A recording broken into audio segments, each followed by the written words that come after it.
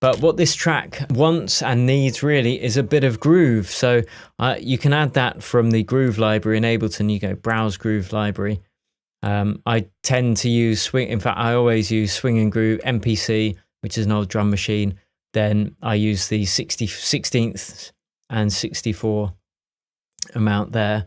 And then you can dial in the different amount for the timing, but you simply drag this over onto whichever tracks that you want to apply the groove to.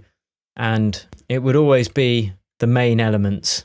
You might not want to apply it to all the loops. It depends, because you need to get the groove similar on everything. Otherwise things can get a bit messy if you've got these different templates. So the difference is with Groove, let's listen to piano and then I'll show you the difference. I've already dragged this onto the piano. So if we turn the timing up to 100%,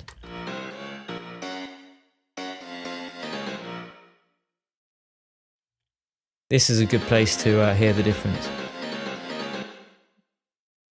So it's going da da da da da da da instead of da da da da da da da. So it just takes things off the grid slightly and gives it some groove, a bit of a human feel. So this is with no groove applied, and then with 100, 0. And I've added that to the bass line, I've added that to the wub synth, and I've added that to the kick track as well, although it's not going to make any difference until we start adding little rhythms to the kick, little fills and whatnot.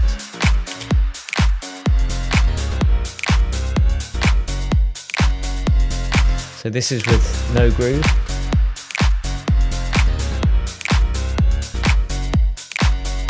And with groove.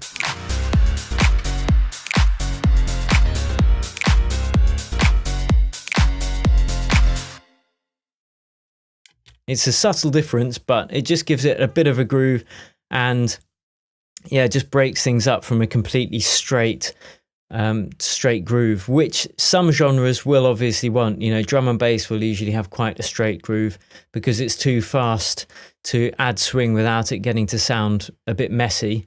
But slower genres, you know, especially deep house and things that are kicking around about 120, 122 BPM, you will add some swing just to keep things a bit more interesting and a bit more human.